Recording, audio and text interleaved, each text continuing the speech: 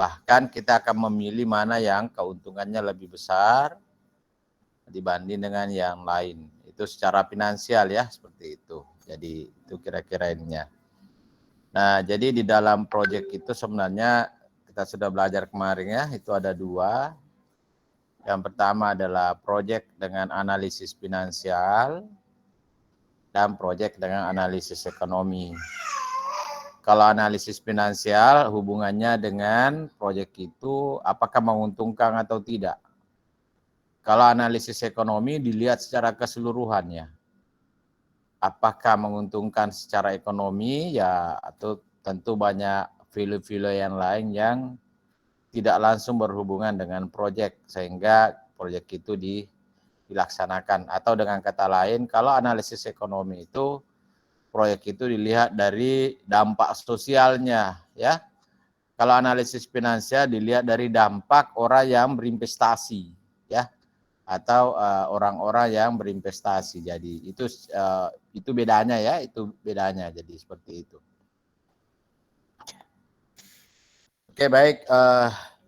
Jadi di sini nanti kita akan belajar tentang bagaimana sih alokasi modal ini supaya dia efisien ya. Jadi ini sangat penting karena dalam kita memilih sebuah investasi yang berhubungan dengan finansial, ya tentu kita ini semuanya pingin supaya proyek itu adalah untung. Kemarin kita sudah lihat ya, ada namanya net present value. Net present value itu adalah nilai proyek secara keseluruhan ya. Kalau dia positif, berarti bagus ya. Kalau dia negatif, berarti kan rugi. Kalau dia nol, berarti bisa kita mengatakan bahwa proyek itu tidak untung dan tidak rugi, atau kita sebut dengan break even point dengan memasukkan nilai uang terhadap waktu ya. Oke. Nah, jadi kalau seorang pemodal misalnya atau investor misalnya, maka pengambilan keputusan investasi itu biasanya kita sebut dengan capital budgeting ya, atau keputusan alokasi modal. Jadi di mana modal itu misalnya ada orang yang punya modal 1 triliun misalnya, maka mungkin dia akan memilih apakah misalnya ditempatkan satu proyek atau mungkin ditempatkan pada beberapa proyek ya. Semua ada risiko ya. Kalau satu proyek tentu kan lebih mudah, lebih fokus kita untuk menilainya.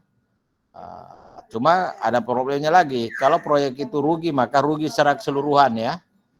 Tapi kalau misalnya kita pilih 4 proyek ya kalaupun ada yang 1 rugi ya masih ada 3 yang untung. Dan seterusnya.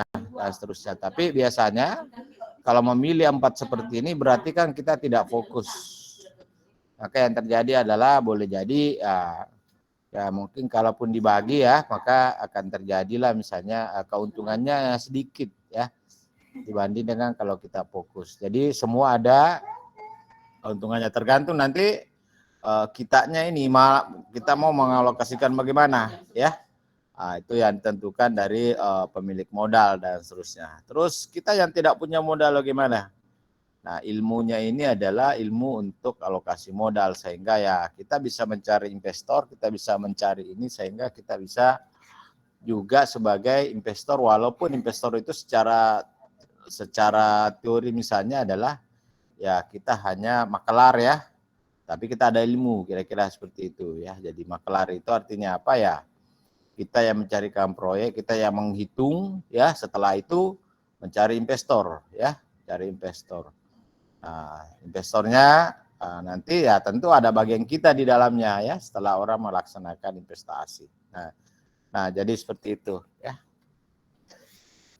Nah, jadi setiap perubahan dalam penerapan suatu teknologi atau metode proses produksi atau distribusi penjualan atau promosi atau misalnya penelitian dan pengembangan ini tentu harus melibatkan yang namanya keputusan investasi. Jadi saya ingat dulu ya, waktu Pak Brek Kertas Goa dulu itu dia mengambil keputusan untuk menerapkan kontrol otomasi ya. Itu adalah teknologi PLC yang pertama diterapkan di industri di Sulawesi Selatan, itu adalah pabrik kertas Koa. Namun demikian ternyata terjadi gejolak politik yang mana pada saat itu ya karena dia tadinya adalah menggunakan ya sharing dengan rakyat ya, bambunya untuk bikin kertas, tapi terjadi terjadi gejolak politik, maka bahan bakunya tidak ada ya. Apa yang terjadi karena bahan bakunya sudah mulai sulit, ya mulailah beransur-ansur karena juga terjadi pengalihan kepemilikan, maka dia menjadilah tidak berfungsi ya. Nah, tapi dengan tidak berfungsinya itu menjadilah terakhir itu adalah menjadi kampus ya, kampus Fakultas Teknik Goa. Jadi semua keputusan Tuhan ya, ada yang merugikan sebagian orang, terus juga menguntungkan lagi sebagian orang. Nah, kira-kira seperti itulah. Jadi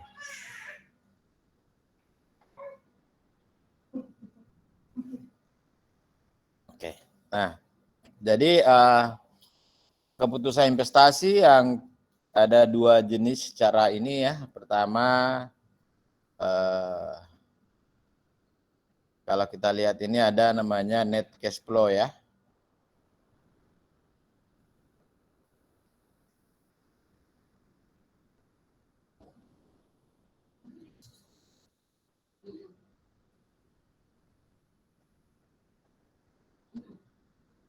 Apa itu net cash flow? Ini kemarin kita sudah belajar tentang net present value, gross day per C ya, terus profitability index ya. Kemarin sudah kita belajar tentang itu ya. Jadi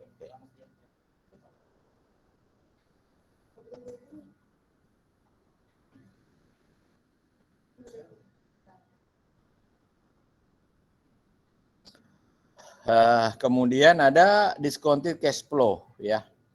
Ada payback period, jadi berapa lama sih proyek itu bisa kembali modal ya. Ada accounting rate of return, atau ada juga ini disebut juga dengan return on investment ya. Nah, yang di atas ini itu adalah bagian dari yang kita sebut dengan ekonomi teknik ya, secara finansial, tapi yang di bawah ini adalah bagian dari studi akuntansi ya, atau studi akuntansi yang dibawa masuk ke dalam ranah proyek ya. Jadi secara umum kalau Anda di luar biasanya sih selalu ditanya ya, berapa ROI-nya atau return on investment dari Anda punya ya, misalnya itu yang biasa ditanyakan. Nah, semakin tinggi persentase ROI-nya itu semakin bagus ya. Sama juga kalau misalnya kita di luar, kalau sebagai orang ekonomi teknik, berapa IRR-nya? Ya, semakin tinggi IRR-nya itu adalah semakin bagus juga ya. Jadi seperti itu. Nah, jadi ini yang yang kita inginkan ya. Bagaimana dengan kemarin yang tugasnya nggak ada masalah ya? Bisa semua ya? Halo adik-adik. Bisa Prof, lancar. Ya. Bisa Prof. Oke.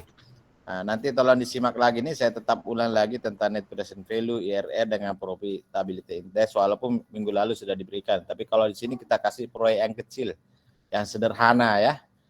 Jadi boleh kita gunakan ya istilahnya tanpa menggunakan komputer gitu kan, gitu ya. Jadi oke. Jadi pertama kalau kita lihat ini net present value ya, jadi ini. Jadi misalnya saya sederhananya Anda dalam sebuah bisnis ini, misalnya anggaplah yang lagi tren sekarang kan misalnya kopi kafe ya, atau misalnya yang penjualan gerobak di pinggir jalan atau bakso misalnya ya, jadi itu. Nah, jadi yang mana setelah kita hitung ya, misalnya kita beli gerobak, kita beli panci, kita beli ini, terus kita membeli resep misalnya ya. Terus setelah itu kita menyewa tempat. tempat. Yang mana setelah itu kita hitung ternyata total yang kita butuhkan adalah 2.500. 2.500 ini kalau kita kali 1.000 berarti kan 2.500.000 ya. 2.500.000. Jadi misalnya anggaplah kita mau menjualan di pinggir jalan ya. Itu. Kalau Anda mau lebih besar lagi kita kalikan dengan 1 juta berarti kan 2.500.000 apa 500 juta ya. 2,5 miliar misalnya. Ini kita ngambil saja supaya mudah ya. Jadi 2.500 ya. Oke. Nah, setelah itu ternyata kita hitung-hitung ya misalnya. Oh, kita hitung di tahun pertama kita menjual setiap hari itu menjual bakso misalnya adalah 20 anggaplah ya 30 mangkok misalnya setiap hari ya. 30 kali 10.000 berarti kan 300.000 ya, 300.000. Setiap hari itu kita dapat 300.000 misalnya. Nah, dalam 300.000 ini kita keluarkan ya, Apa dikeluarkan ya misalnya Anda pakai penjual ya. Anda pakai penjual, mungkin penjualnya 50.000 setiap hari misalnya ya. Kan masih ada 250. Terus bahan baku baksonya anggaplah 5.000 ya totalnya. Berarti kan 5.000 kali 5 kali 3 kan 150.000 ya. Berarti tersisa adalah 100.000. 100.000 misalnya ya. Kalau ini kan dia 900 ya, berarti 900 ini setelah terpotong semua ya, itulah sisanya. Bahkan setiap hari ini kita diperkirakan kita untung 900, tentu setelah keluar semua ya. Jadi setelah keluar biaya-biaya per hari, terus ini adalah per tahun ini. Jadi ini adalah per tahun. Jadi 900 per tahun ya. 900 per tahun. Adik-adik sampai di sini bisa dipaham ya? Proyek ini. Bisa, Prof. Oke ya, saya lanjut ya kalau gitu. Jadi, ternyata di tahun kedua ya itu sudah mulai berkurang lagi kita punya pendapatan ya. Kenapa? Karena boleh jadi tempat kita itu sudah mulai muncul saingan ya misalnya. Jadi tahun ketiga berkurang lagi jadi 700. Tahun keempat berkurang lagi jadi 600. Tahun kelima berkurang lagi jadi 500. Jadi totalnya ini selama 5 tahun ini adalah 900. Ini keuntungan ya, keuntungan atau net BC 800, 700, 900, dan 500. Jika kita menginginkan keuntungan sebesar 10%, ya, berarti ini yang kita sebut dengan I ya. I. Jadi 10% ini adalah I. Ya, 10% ini adalah I. Nah, maka kita menghitung ya. Jadi misalnya kita tinggal lihat ya, ini adalah tadi kita masukkan ke dalam kolom ini. Sama yang kemarin ya, kita pelajari. Jadi karena ini dalam 1 tahun berarti kan kita hitungkan dengan diskon faktornya. Mungkin ada bertanya dari mana diskon faktornya? Diskon faktor itu ya kita 1/I 1 tambah I pangkat N ya. Jadi itu yang kita pakai ya. Jadi oke. Jadi ini sudah tahu semua ini toh yang DF ini? Halo adik-adik, tahu ini semua yang DF ya? Tahu, Prof. Tahu ya? Di sini kan seper dalam kurung 1 tambah I pangkat N ya. Itu 1 ya. Jadi terus kita kalikan antara net ini pendapatan ini keuntungan ini dikali diskon faktor, maka ya akhir tahun pertama itu ya nilainya bukan lagi 900 tapi nilainya adalah 808 ya. Di tahun kedua juga sama kita kalikan ya. Ini tahun ketiga sama juga kita kalikan dengan diskon faktor itu ya, sehingga ya inilah. Nah, ternyata kita dapat cash inflow, artinya yang keuntungan kita itu adalah 2.726. Ya, 2.726 ya. Jadi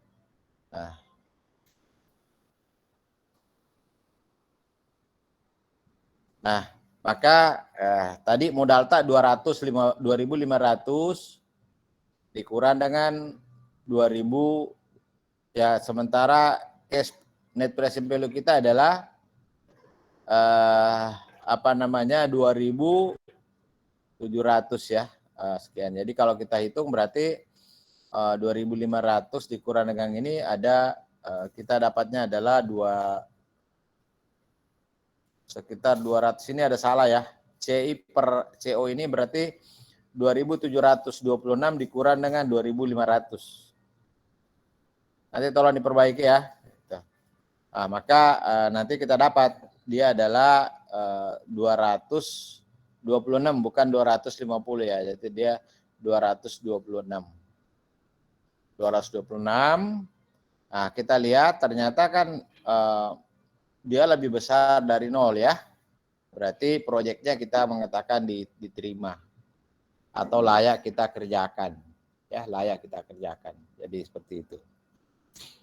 Sampai di sini adik-adik bisa ya?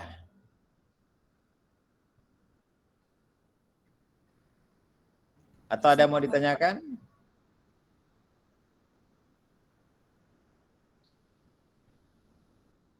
Halo? Halo adik-adik, ada yang mau ditanyakan? Sampai sini saya rasa cukup, Prof. Cukup ya? Oke, jadi seperti itu ya. Nah sekarang kalau misalnya seperti ini, anggaplah Anda ini mau merancang sebuah alat elektronika misalnya ya. Ya misalnya alat pengusir tikus, anggaplah ya. Nah, bagaimana cara menghitungnya? Nah, jadi kita bisa menghitung secara sederhana. Pertama adalah ya kita lihat semua misalnya komponennya adalah bla bla bla ya. Kita lihat ada adaptor, ada ini, ada PCB, ada apa semua. Sehingga kita bisa lihat mungkin secara ini nanti pada saat kita produksi massal ya mungkin misalnya harganya total komponen itu sampai jadi. Nah, di dalam itu Anda juga harus masukkan keahliannya ya. Harus masuk sebagai ilmu keahlian itu harus masuk sebagai ini, sebagai paten ya, yang harus dibayar ya. Jadi masukkan ke sana misalnya tadi bahan bakunya anggaplah misalnya 200.000 ya. Nah, kalau kita lihat di lapangan kan alat pengusir tikus itu harganya sekitar 250.000 yang bagus ya. Anggaplah kalau kita sebut misalnya biaya bahan bakunya itu 100. Ada komponen keahliannya kita injeksi satu alat itu 25.000 sebagai paten ya. Ya, kemudian kita lihat lagi misalnya ada bagian pemasarannya sekitar juga 25.000. Jadi harga dari kita nanti kita kasih ke orang dia harus jual berapa. Ya, terus kita ambil keuntungan berapa, ya. Tambah lagi harus ada biaya pengembangan, biaya penelitian misalnya. Jadi mungkin boleh jadi anggaplah kita harga pasarnya 250 tapi nanti harganya yang bahan baku dan lain sebagainya itu mungkin misalnya 150 ya, 150 misalnya. Nah, berarti kan kita masih ada 100 ya, 100. Jadi ada keuntungan itu adalah kita hitung 100 ya. Jadi nah, Anda bisa produksi misalnya ya bagaimana cara menentukannya dia punya cash flow-nya atau pemasukannya atau keuntungannya ya. Anda hitung. Jadi misalnya tadi ya 100.000. Jadi kita itu misalnya lakunya adalah ya mungkin misalnya 200 ya. Misalnya 200 per tahun misalnya ya. Atau 500 per tahun misalnya ya. Jadi Anda kalikan dengan itu terus kali keuntungannya berapa, yang itulah kita hitung ya. Seperti kemarin ada kas yang harus disiapkan untuk dalam memproduksi. Setelah itu Anda hitung, oh ternyata ini layak Pak saya produksi. Kenapa? Kita lihat net present value-nya memungkinkan, IRR-nya bagus ya dan seterusnya. Jadi, nah kebanyakan dari kita orang-orang kita ini hebat semua dalam membuat alat ya, sampai alat yang tercanggih ya. Tapi yang terjadi adalah begitu mau dijual nggak laku ya, nggak ada yang beli. Nah, kenapa? Karena secara ekonomi itu tidak diteliti dulu secara ekonominya. Ya. Jadi dalam ekonomi itu kan ya tidak sekedar kita membuat, tetapi ada orang tertarik untuk berinvestasi di situ. Ada orang tertarik untuk menggunakan kita punya alat itu, ya. Kemudian orang punya kemampuan untuk membeli kita punya alat, ya. Jadi walaupun orang membutuhkan, tapi kalau kemampuannya tidak sampai ya nggak bisa juga gitu. Ya, nggak bisa juga. Jadi kan seperti itu. Nah, sehingga memang di dalam merancang itu ya secara ekonomi harus layak, secara apa istilahnya penggunaan memang masyarakat membutuhkan, dan tentu di samping dibutuhkan dia juga harus kita melihat apakah memang masyarakat itu punya kemampuan untuk membeli, sehingga inilah yang kita sebut dengan kita harus mempunyai target pasar, ya. Target pasar. Jadi kalau target pasar kita misalnya masyarakat umum secara ini, harus dilihat kebutuhannya apa, ya, lihat kebutuhannya apa, dan seterusnya ya. Nah, maka itu yang harus kita target, sehingga apa yang kita produksi, apa yang ini dihitung secara finansial layak juga ya, karena yang didapatkan ini itu sudah hasil dari istilahnya kemampuan masyarakat membeli ya di sini. Jadi tidak serta-merta misalnya hanya Anda ilustrasi, ya, ternyata tidak bisa. Jadi misalnya saya tidak tahu tahun berapa itu Lem mencoba memproduksi handphone ya, tapi kan hampir tidak pernah dijual, itu tidak laku-laku ya. Padahal itu kan BUMN ya. Kenapa? Karena ternyata kan handphone dari Cina jauh lebih canggih, jauh lebih bagus, dan ya tentu dia lebih murah. Ya, berbeda kalau Jepang ya. Kalau Jepang itu memang apa namanya budaya masyarakatnya itu dia sangat bangga dengan produknya sendiri, sehingga ya kalau Jepang membuat produk maka tidak mungkin orang lain mau membeli produk yang sama kalau produk Jepangnya ada. Nah, itu bedanya mereka ya. Jadi culture yang dia bentuk dibangun itu terhadap konsumennya itu sudah terbangun ya. Jadi kalau kita di Indonesia ini kan tidak ya, kita tidak membangun culture konsumen ya. Baru sekarang ini pemerintah mulai menerapkan namanya TKDN ya, tingkat kandungan dalam negeri, produk dalam negeri, itu pun masih pada proyek-proyek pemerintah. Tapi untuk yang di pasar umum ya tidak, bebas saja ya. Itu bebas saja, enggak ada itu, tidak ada ini. Kalau di Jepang itu tidak, sudah sampai kepada penduduknya. Dia bangga dengan produk yang diini oleh Jepang ya. Nah, kenapa seperti itu? Karena memang secara ini itu dibangun ya. Dibangun dari kecil ya.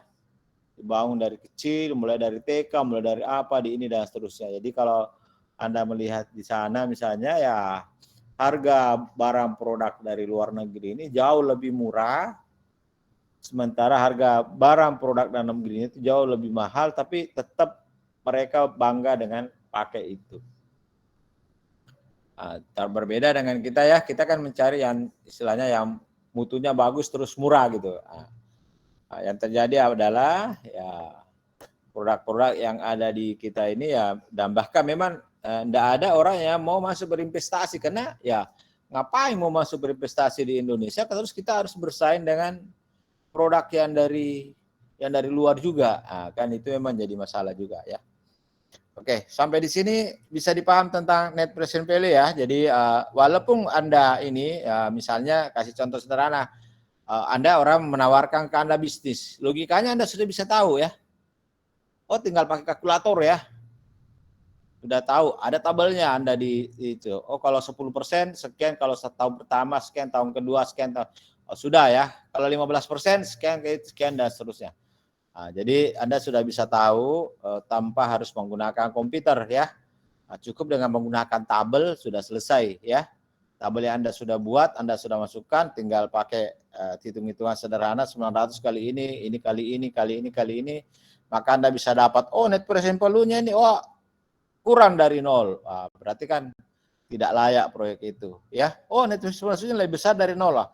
Proyek ini layak, tapi masih kecil sih net present value-nya ya. Karena net present value itu menghitung proyek itu dari dari kita memulai sampai dengan akhir gitu ya, sampai dengan akhir ya.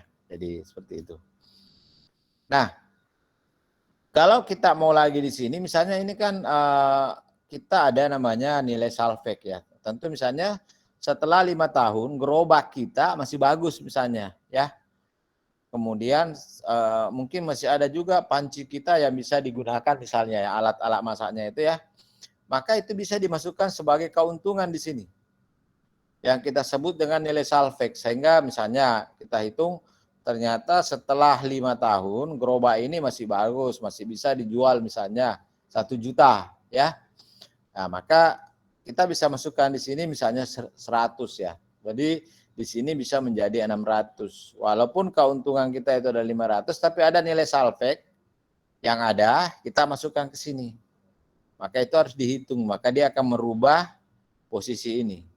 Dia akan merubah nilai net present value dari project.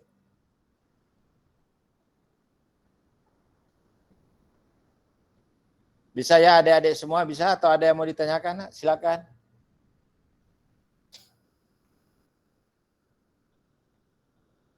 Halo? Dipaham semua? Sekiranya sudah cukup jelas, Prof. Ya, oke, saya penilaikan lain ya.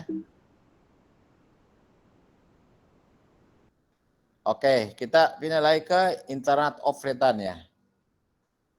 Jadi internet of return ini ya secara sederhananya kemarin kita sudah hitung ya. Jadi I1 apa? Ya apa bunga atau tingkat keuntungan yang kita inginkan yang menyebabkan net present value itu yang tadi ya positif mendekati nol. Kenapa disebut positif mendekati nol? Karena kalau kita tambah lagi net present value-nya maka dia menjadi minus. Yang sebenarnya seandainya kita dapat I, begitu kita masukkan langsung nol net present value-nya, maka itulah yang net present value-nya. Jadi IRR itu adalah tingkat suku bunga yang menyebabkan net present value itu sama dengan nol. Dipaham ya, adik-adik? Saya ulang dari ya saya, oke. Ya, sehingga secara teori logikanya begini. Kalau ada proyek kita sudah tahu net present value-nya ya sudah lebih mudah ya. Misalnya, kita punya proyek net present value-nya 15% ya. Wah, kita ke bank, berapa sih bunga bank yang ada? Ada bank mau kasih kita kredit. Oh, dia kasih kita bunganya 10%. Wah, berarti kan kita bilang, oh layak. Kenapa layak? Ya, karena tingkat pendapatan proyek saya lebih besar dibanding dengan tingkat pendapatan yang diinginkan oleh bank. Ya, jadi itu. Tapi kalau misalnya bunga bank 15%, wah, saya enggak. Setelah Anda menjadi pengusaha itu bisa beda, ya. Kenapa disebut bisa beda? Karena sebenarnya yang ya walaupun net present value-nya nol, tapi kan kita sudah dibayar gaji tak di sana ya. Kita sudah masukkan gaji kita, gaji karyawan, gaji apa, kendaraan, operasional. Ya ternyata kan net present value. Jadi secara teori kan sebenarnya ya masih menguntungkan ya. Kenapa? Anda masih bisa membayar gaji karyawannya, Anda masih bisa membayar gaji Anda sendiri, Anda bisa membayar apa dan seterusnya. Nah, jadi logikanya masih menguntungkan ya. Kenapa kita ya saya membayar gaji saya sendiri aja kan enggak apa-apa ya kan gitu. Nah, jadi itu bisa sebenarnya. Nah, namun demikian kalau kita di sisi investor ya maka bisa kita mengatakan ya kita tidak ini ya. Ntar dulu ya ada telepon masuk.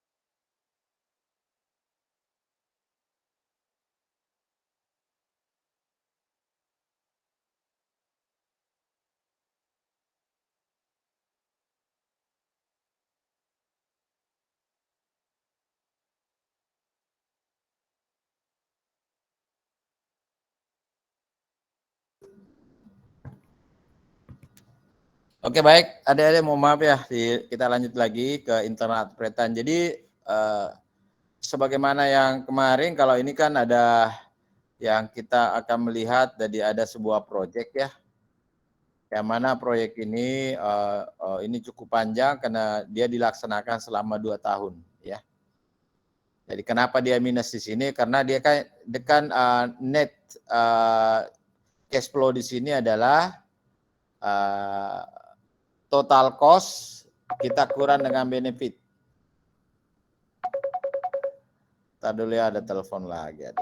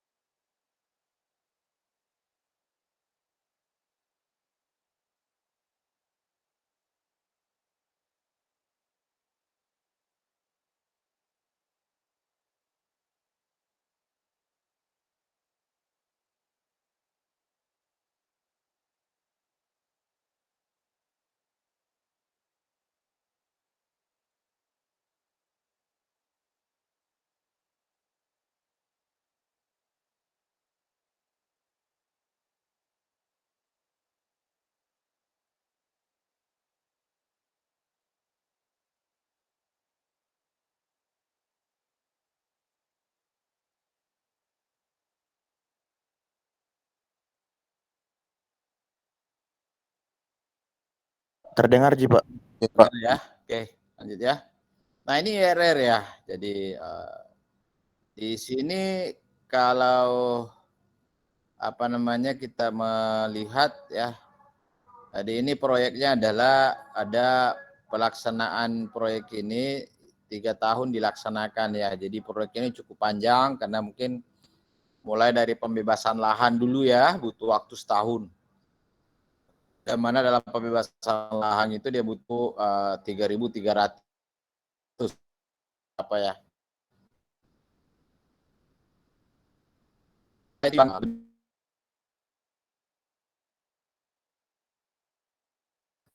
Kemudian di tahun ketiga kita membeli peralatannya ya. Jadi membeli peralatan ya, jadi peralatan dari di sini. Jadi ada 3 tahun dilaksanakan ini. Proyek ini dikatakan dia berlangsung selama 12 tahun secara total ya. Jadi 9 tahun pada saat operasi ya. Ini ya. Nah, di sini kalau Anda lihat kok pendapatannya di tahun terakhir ini banyak. Nah, itu ada nilai salvage-nya ya. Jadi nilai salvage-nya itu sebesar ini adalah sebesar 3.500. Nilai salvage-nya apa? Ya tentu berupa gedung tetap ada, kemudian peralatan mungkin ya, dan peralatan yang ada dan fasilitas lain itu adalah nilai salvage. Sehingga kalau Anda lihat di sini besar ya, besar nilainya di sini. Sampai di sini bisa dipahami ya adik-adik ya? Bisa Prof. Oke. Bisa, Prof. Terus yang kedua kita bikin diskompaktor 2 ya. Ini diskompaktor pertama dan diskompaktor kedua. Setelah itu kita mencari present value yang positif. Terus di sini present value yang negatif ya. Present value yang negatif. Jadi seperti itu. Nah, setelah itu kita hitung ya. Jadi kalau misalnya 17% ini saya jadikan 18 kan dia sudah negatif ya. Nah, jadi yang positif ini 120 dengan I-nya 17, yang negatif ini adalah 204 dengan I-nya adalah 18 ya. Jadi sebenarnya kalau kita lihat ini ya, kalau kita misalnya dalam istilah proyek kan tidak perlu kita terlalu ribet banget ya. Ya kita tahu saja begitu dia positif mendekati 0, oke, IR-nya itulah ya. Nggak ini ya. Walaupun kalau dalam kita belajar ya, kita belajar ini kan ya sudah apa namanya ya, kita sudah paham ya secara sederhana. Jadi kalau misalnya kemarin Anda membuat kolom gitu, berapa IR Anda? Ya, tinggal kasih aja kolomnya. Begitu dia sudah mendekati 0, positif, Anda tambah lagi menjadi negatif ya, berarti antaranya itu ya. Sudah seperti itulah. Jadi sehingga sebenarnya ya kita sudah bisa melihat ya. Kita sudah bisa melihat bahwa memang sebenarnya ya apa namanya proyek saya ini hanya bisa 17% ya. Karena kalau lebih dari 17% boleh jadi proyek ini sudah minus gitu. Ya jadi Anda tinggal masukkan ke dalam rumusnya ya. 1 tambah I dibagi dengan net present value, kita kali dengan saat itu didapatlah ini 7.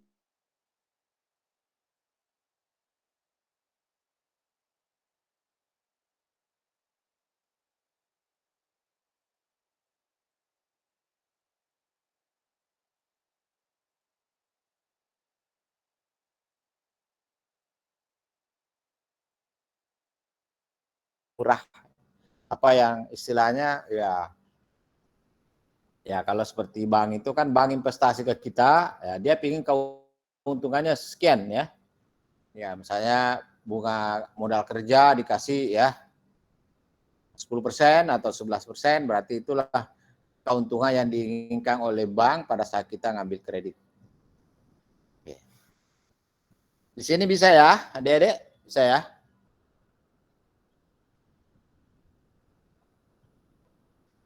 Bisa, Prof.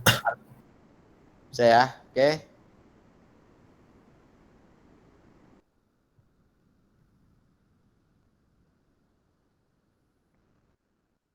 Kita masuk lagi ke profit by index ya. Jadi ini present value dari cash inflow dan cash outlay ya, atau ini. Jadi atau dengan kata lain adalah dari investasi terus kita ambil dari keuntungan ya. Jadi sama caranya yang tadi, tapi ini kita perbandingkan ya. Jadi ini juga dia 5 tahun, di tahun pertama ada 40.000, tahun kedua 30.000, tahun keempat 50.000, tahun kelima ya 20.000, tahun ke ini 30.000. Kalau 10% berapa PI-nya ya? Nah, jadi kita tinggal masukkan saja. Jadi yang tadi PI-nya itu kita dapat ya. Ini present value-nya, kita cari present value-nya. Setelah dapat present value ya, maka nanti kita bagi dengan total yang kita investasinya di tahun ke-0 ya. Nah, dapatnya 1,3. Ya. Jadi dapatnya adalah 1,3 ya. Nah, jadi seperti itu. Nah, ini kemarin sudah dipelajari ya, tinggal diulang saja supaya lebih memudahkan Anda dengan menghitung proyek. Kalau kemarin kan proyeknya agak rumit ya, sekarang ini proyeknya lebih mudah ya. Kita investasi 100.000. Kita mau dapat keuntungan tahun pertama 40, tahun kedua 30, tahun keempat 50, tahun kelima 50, tahun kelima 30 dan seterusnya ya. Jadi seperti itu ya. Oke. Jadi Anda ini tanpa menggunakan pun komputer Anda bisa hitung ya. Setelah itu Anda bagi dengan investasi dengan present value dibagi dengan investasi 1,3. Nah, ini kalau dia sama lebih besar 1 berarti diterima, kurang dari 1 berarti tidak diterima, sama dengan 1 boleh diterima, boleh tidak ya, karena itu seperti itu. Ini bisa ya, adik-adik bisa ya, karena ini sudah diajarkan juga kemarin ya. Ya, Prof. Oke, saya lanjut lagi ya. Nah, ini yang belum pernah diajarkan, payback period. Nah, jadi payback period ini rumusnya sederhana ya. Jadi berapa besar kita investasi, terus berapa lama kembali investasi itu. Logikanya sama sederhana. Jadi misalnya kalau ini kita contoh ya, kita investasi 100. Nah, ternyata tahun pertama kita dapat 40.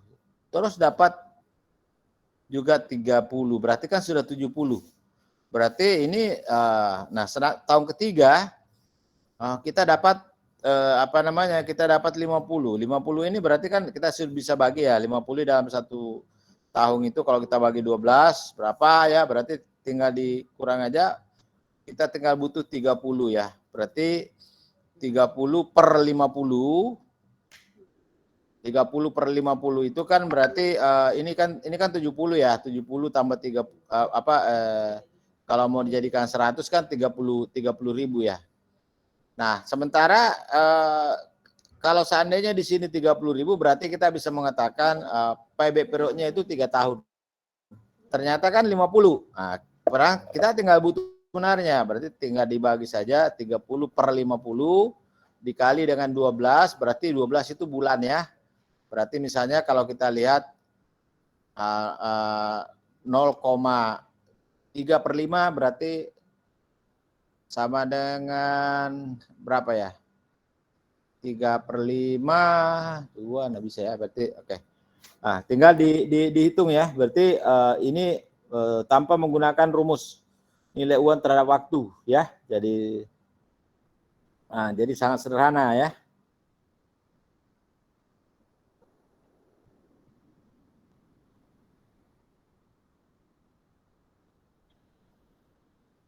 Nah, jadi kalau kita lihat 30 per 5 itu adalah 0,6, berarti kan dikali 12 berarti 7 bulan ya. 7,2. Tadi 7 bulan, berarti kita bisa mengatakan proyek ini net present value adalah 2 tahun 7 bulan ya. Kalau kita menggunakan rumus payback period ya, jadi seperti itu. Nah, ini kita lihat contohnya di sini ya. Nah, ini adalah payback period, jadi ada proyek kita 20.000 ya. Tahun pertama, kedua, ketiga, empat, dan kelima 7.000, 6.000, 5.000 ya. Kemudian tahun keempat 4.000, tahun kelima sama dengan 4.000. Ya. Oke. Maka payback periodnya ya secara sederhana begini aja ya. Jadi kita tinggal hitungnya ini. Tahun pertama, kedua, ketiga berarti kan 18 ya. Jadi kita tambahkan ini ya. 1 ini 7.000 tambah 6.000 berarti 13.000, tambah 5.000 berarti 18.000 ya. Nah, nanti kita tinggal lihat sini, ya, berarti kan 20.000 dikurang 18, 2.000 ya. Nah, jadi 2.000 per 8.000 karena 8.000 di sini. Kalau kita lihat ya, ini adalah sisanya 8.000 ya. 8.000, nah, jadi kita bisa dapatkan 12 bulan dikali dengan ini ya, berarti itu menjadi 3 bulan ya. Jadi 3 bulan. Jadi berarti proyek ini selama 3 tahun ya, dan 3 bulan ya. Jadi seperti itu. Jadi di sini bukan 8 ya, 4.000 mestinya di sini ya, bukan 8 sini. Jadi waktu diperlukannya adalah 2.000 dibagi dengan 4.000 dikali 12 ya, dikali dengan 12. Bukan 8 di sini ya. Jadi ini salah. Jadi dapatnya 3 bulan ya. Oke. Ini kesini dari di place dari ini. Jangan. Cacarnya ini, apa tuh obat-obatan ini? Ya. Imunisasinya tuh hari. Kalau hari. Tanya ke sama Tadi. Tanya ke sama Mbak. Bawa ke nanti itu. Bawa ke dulu. Sudah dikasih ke obat. Oke. Ini Mbak, ini Pak Mak. Nggak bisa itu. Kok Ini Coba kalau kulit biasa, kalau itu kan luka. Oke, bisa dipahami ya payback period?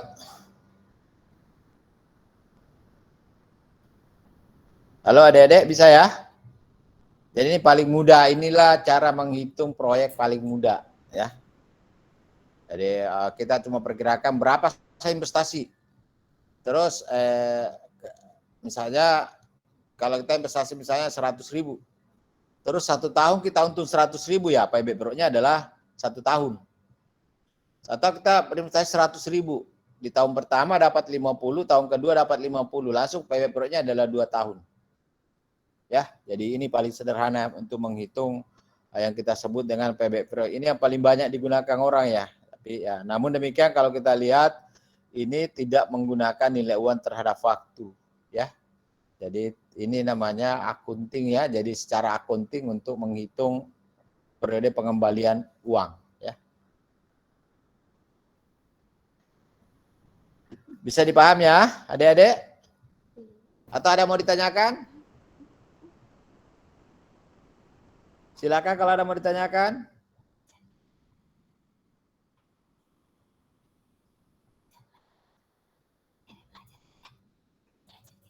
Silakan, ada? Ada mau ditanyakan? Sudah cukup jelas, Prof. Cukup ya, oke. Kita satu lagi. Ya ini. Ini namanya accounting rate of return atau biasa juga disebut dengan ROI ya. Return on investment. Ya, jadi ini return on investment. Nah, jadi apa itu return on investment? Adalah rata-rata dari income, pemasukan dibagi dengan rata-rata investasi. Ya, jadi ini dia income dibagi dengan rata-rata investasi. Nah, jadi income ini dihitung sebagai laba bersih ya, setelah pajak. Jadi kalau akuntansi itu dia hitung pajak ya. Kalau kita tidak menghitung pajak, tapi kita menghitung nilai uang terhadap waktu. Jadi itu bedanya mereka ya. Jadi oke. Nah, jadi misalnya ini ada contoh ya. Sebuah rencana investasi ini ya. Yang mana rencana investasi ini itu memerlukan biaya investasi sebesar 400. Ya. Kemudian nilai keuntungan pendapatan sebelum depresiasi atau ini kita sebut dengan pendapatan kotor ya, sebelum bunga dan sebelum pajak ini. Nah, jadi sebelum bunga sebelum pajak itu untuk 5 tahun 10.000, 12.000, terus 14.000, 16.000, terus 20.000. Nah, kalau pajaknya kita asumsikan 50% dan depresiasinya kita menggunakan metode garis lurus, ya, hitunglah ARR. Jadi metode garis lurus ini kalau misalnya kita anggap ini investasinya 40.000, tidak ada nilai salvage, kita tinggal bagi 5 aja, ya. Jadi 40.000 dibagi 5, nah itulah dapatnya adalah 8.000 ya.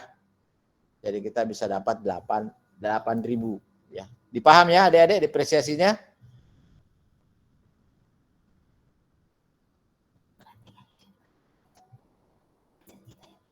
Halo? Bisa kita paham di situ? Bisa diulang tadi, Prof. Oke.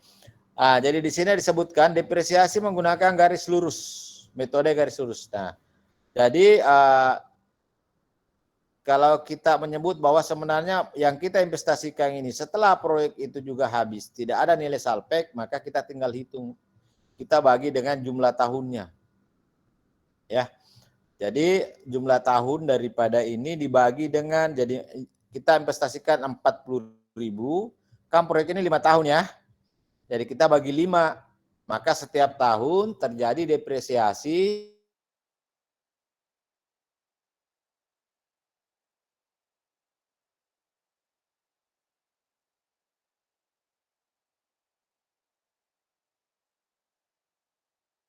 Jadi tadi yang kita masukkan ini yang apa namanya yang keuntungan ini ya, 1, 2 dan seterusnya, kita buatkan tabel dia. Jadi pertama adalah laba sebelum depresiasi, sebelum bunga dan sebelum pajak ya.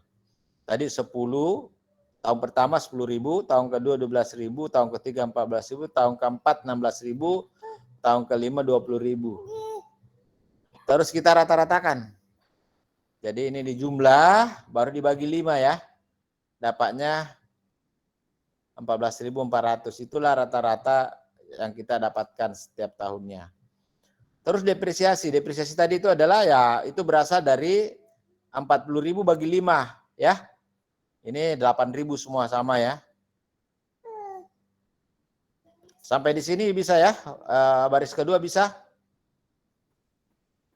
Bisa, Prof. Ya, oke. Saya lanjut lagi. Nah, terus keuntungan sebelum bunga interest ini ya, iya, dengan pajak. Kita kurangi tadi depresiasi ya, berarti kan 10.000 dikurang depresiasi ya, ini. Jadi ngisi kolom baris ketiga ini adalah dikurangi ya, 10.000 dikurang 8.000. Kolom kedua 12.000 dikurang 8.000, 4.000 ya. Kolom ketiga 14.000 dikurang 6.000, 8.000, 6.000 ya. Kolom keempat di sini 16.000 dikurang 8.000, 8.000. 20 dikurang 8.000, 12.000. Terus dirata-ratakan juga di kolom sebelah ini ya, rata-rata ya. Jadi dijumlah dibagi 5, 6.400.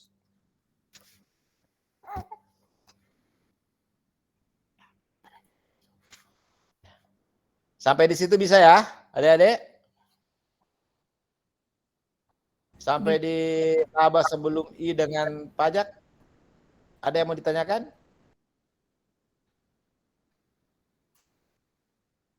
Tidak ada? Tidak ada ya? Jelas, Prof. Paham? Silakan, ada yang mau ditanyakan? Silakan.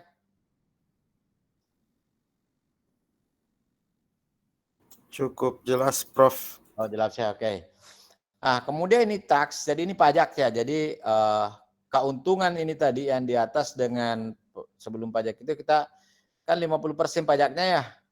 Berarti yang baris laba sebelum I dengan tax ini kita kali 50% ya. Sini 1.000, 2.000, 3.000, 4.000, 6.000. Terus kita rata-ratakan lagi sini ya sebelahnya. Ya, oke. Setelah itu ya kita kurangi dengan pajak ya, laba sebelum Pak I dan tax pajaknya 50%, kita kurangin jadi 1.000, di sini juga dikurangi jadi 2.000, di sini juga dikurangi jadi 3.000, di sini juga dikurangi jadi 4.000, terus jadi 6.000. Totalnya 3.200. Ya. 3.200. Oke, sekarang kita coba lihat. Proyek ini ada namanya nilai buku investasi. Ya. Jadi nilai buku ya pertama yang awal tadi kan kita investasi 40.000. Setelah akhir tahun dikurangi depresiasi. Ya, jadi sini 40.000 dikurang depresiasi ya 8.000 berarti ini ya jadinya 3.200. Jadi nilai awal tahun investasi kita 40.000, nilai akhir tahun tinggal 32.000. Nah, maka kita rata-ratakan nilai investasinya 4.000 ya. Dikurang 3.200 dibagi 2 ditambah ya 40.000 ditambah 32.500 terus dibagi 2. Itulah rata-ratanya. Nilai investasi kita awal dengan nilai akhir. Dibagi 2, dapatlah ini. 3.000, 36.000. Dipaham sampai di sini? Adik-adik?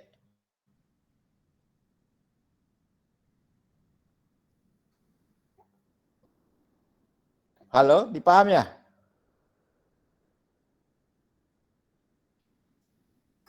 Paham, Jadi Prof. ini ya, nanti. Iya. Ya, oke. Saya ulang lagi ya. Terus akhir tahun kedua, awal tahun kedua adalah akhir tahun pertama ya, kan gitu ya. Jadi ini berpindah ke sebelahnya ya. Ini menjadi awal tahun kedua 32.000 dikurang 8.000. Berarti kan 24.000. 32.000 ditambah 24.000 dibagi 2 dapatlah 28.000. Paham ya? Nanti 24.000 ini menjadi lagi investasi awal pada tahun ketiga. Kita kurangi lagi 8.000. menjadilah 16.000 ya. Nah, terus kita nanti jumlah awal tahun dengan akhir tahun, terus kita bagi 2 ya, bagi 2. Jadi seperti ini. Jadi dapatlah 2020 ya. Nah, selanjutnya lagi di tahun ini, tahun ketiga menjadi akhir tahun ketiga menjadi awal tahun keempat. Ya. Jadi seperti itu ya. Jadi ini terus 2, terus di terakhir tahun kelima 8.000 ini sudah 0 ya. Bagi 2 4.000. Totalnya adalah total rata-rata investasi kita atau nilai buku proyeknya adalah 20. Nah, di sini kita bawa dapat ARR-nya ya. Jadi ini laba sebelum I dibagi dengan rata-rata investasi dikali 100, itulah yang kita sebut dengan ROI atau ARR 16%. Ya, ini adalah ROI-nya adalah 16%. Ya. Jadi kalau kita lihat ini ya sama juga tadi ya, kalau kita dapat ROI-nya 16%, berarti kan keuntungannya itu sebesar 16% atau return bunga ya atau keuntungan yang bisa didapat dari proyek itu adalah 16% dari itu. Jadi kalau misalnya juga ada, jadi ini mirip dengan IRR tadi ya. Mirip dengan IRR. Jadi mirip dengan IRR. Jadi, ya. Halo adik-adik, bisa dipaham ya? Tentang ROI ini ya. Oke. Ini ada kasus lain. Ini sampai di sini bisa dipaham ya, adik-adik? Bisa ya? Bisa, Prof. Oke, ini ada satu contoh proyek sederhana ya. Kita mau hitung ya. Jadi misalnya ini adalah sebuah proyek untuk membuat penyediaan batu bata ya. Penyiapan batu bata. Tapi ini nilai ininya juga tidak, istilahnya hanya acak saja ya. Hanya kita ambil acak, tidak yang sebenarnya, hanya untuk memberikan hitungan kepada kita ya. Jadi kenapa? Karena ya misalnya seperti ini. Harga tanah masih 7.500. Ya kalau di daerah terpencil jauh sekali mungkin iya ya. Tapi kalau misalnya di Makassar enggak mungkin dapat tanah lagi per meternya segitu ya. Terus bangunan kantor juga 10.000, nggak mungkin kan? Sekarang bangunan itu antara 4,5 juta sampai dengan 7 juta. Ya ini kita cuma ngambil saja secara sederhananya ya. Oke. Nah, jadi seperti ini kita umpamakan ya. Jadi ada pertama bangunan ya, tempat kerja ukurannya 10 kali 20 kali 7.000. Kita dapatnya 1.400.000. Terus bangunan kantor tadi ini adalah tempat kerja, maksudnya itu adalah tempat membuat batu bata ya. Bangunan kantor ini untuk pemasaran, untuk administrasi itu 5 kali 4 ya. Kita kali 10.000. Itu dapatnya 200 ya. Oke.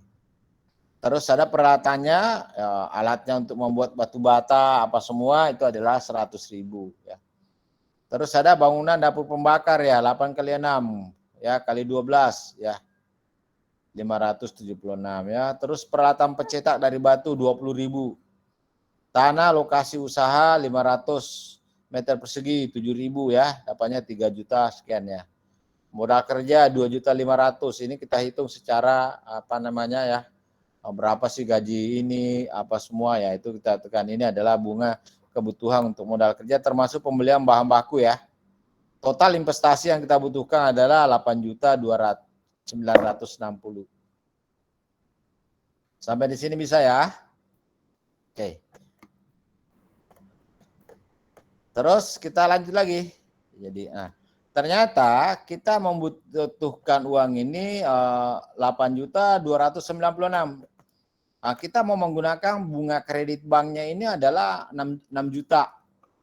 Sisa modal itu kita pakai 2.296 itu modal sendiri ya. Ini diambil dari bank ya, ambil dari bank. Nah, kemudian kapasitas produksi kita per tahun itu 100.000 unit ya. Kemudian kita melakukan pembakaran 4 kali. Jadi setiap 3 bulan kita melaksanakan pembakaran ya. Jadi 1 kali pembakaran dengan kapasitas masing-masing 225.000 unit ya. Jadi ini. Biaya operasinya, ini bahan bakunya Rp5. Bahan pembantu, kayu apa semua Rp3 per batu bata ya. upah tenaga kerjanya Rp6 per batu bata ya. Kemudian kayu bakarnya itu 80.000 satu kali membakar ya. Satu kali membakar. Jadi kalau yang 5 ini 36 itu kita kali dengan 25.000 ya. Karena satu kali pembakaran baru digabung dengan 80.000 ini. Setiap pembakaran adalah 4 kali. Satu kali pembakaran 25.000. Nah, itulah kira-kira biayanya ya. Nah, terus gaji satu karyawan tetap per bulan 75.000. Biaya umum rata-rata per tahun adalah 30.000 ya. Ada penyusutan, tadi kita buat garis lurus ya. 45 sekian, kemudian nilai aset di akhir tahun kelima, ini nilai salvage value ya. Ini salvage value atau nilai proyek kita itu masih ada tanah atau apa semua, ada kebangunan, itu dinilai 4.500.000. Nilai perawatan per tahun 75.000 ya. Kemudian harga jual batu bata itu Rp65 per unit ya. Nah, pajak diperhitungkan 15% dari net benefit. Ya, jadi ini. Nah, kita disuruh menghitung berapa sih net present value IRR dan net BC-nya. Ya, jadi ini ya. Jadi kita buatkan tabel ya. Jadi sama dengan ini. Yang pertama dulu cicilannya dulu yang kita hitung ya. Berapa cicilannya tadi? 6 juta. Anda pakai yang rumus yang ada di situ ya, A ya. AF ya. Jadi AF jadi A itu adalah F per I ya. Jadi itu yang harus Anda hitung. Jadi F P ya, P itu kan berarti Anda ambil ya. P per A. Jadi itu ada rumus yang kemarin yang Anda buat ya. Nah, ternyata kita dapat untuk mencicil bunga itu, uang yang kita pinjam 6 juta itu adalah kita bayar 1 juta ya. 1.900.000 ya. Nah, ini untuk membayar bunga itu. Kalau misalnya bunganya yang diberikan itu adalah 18% ya, 18%. Jadi ini. Nah, kita buatkanlah ya kolomnya. Ini untuk pembayaran tadi ya. Ini pembayaran yang kita bayar ya. Kolomnya kita cicil ya. Akhirnya lunas di tahun kelima. Nah, terus kita masukkan ke sini ya. Jadi ada tadi biayanya, ada biaya bahan baku, biaya apa semua. Per ini kita hitung total biayanya ini ya. Nah, tinggal masukkan ke dalam. Materi ini saya sudah kasih ya. Saya sudah kirim kemarin ya. Jadi ini. Kemudian setelah itu kita membuatkan lagi tabelnya tadi. Membuat nilai itu ya. Ini untuk menghitung net present value-nya. Jadi ada bunganya, ada apanya semua ya. Nah, kita dapat net present value. Ya, net present value. Jadi ini contoh perhitungan untuk proyek yang sebenarnya ya. Jadi seperti itu. Nanti kita hitung, kita lihat ada dapat ya. Nilainya dapat semua dan seterusnya ini. Oke. Itu mungkin tugas Anda adalah membuat semua ini menjadi di tabel Excel ya. Jadi Anda membuat ini tabel Excel-nya ya, ini pertama. Yang ini Anda buat tabel Excel-nya ya. Jadi jangan ditulis ininya tapi ditulis rumusnya ya semua ya. Jangan sampai tabel Excel-nya Anda pindahkan saja ini ya. Anda bikin rumus 1/1 tambah pi pangkat N, Anda kalikan PF dengan ini ya. Semuanya ya, ini juga ya. Terus ini Anda buat tabel Excel-nya ya. Income rate-nya ini Anda buat tabel Excel-nya semua.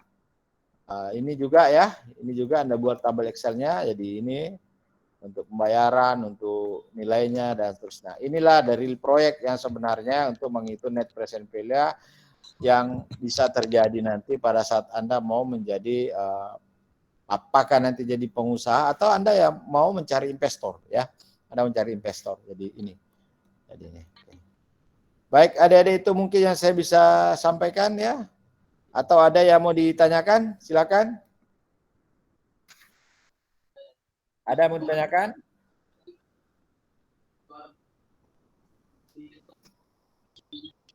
Tidak ada?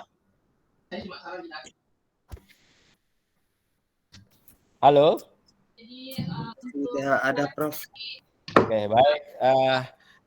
Jadi ini tugas, jangan lupa ya, tugas kita Anda kumpul paling lambat hari Jumat ya. Oke. Baik, terima kasih semuanya. Ini materi saya sudah kirim ya ke grup ya. Tinggal diambil di grup.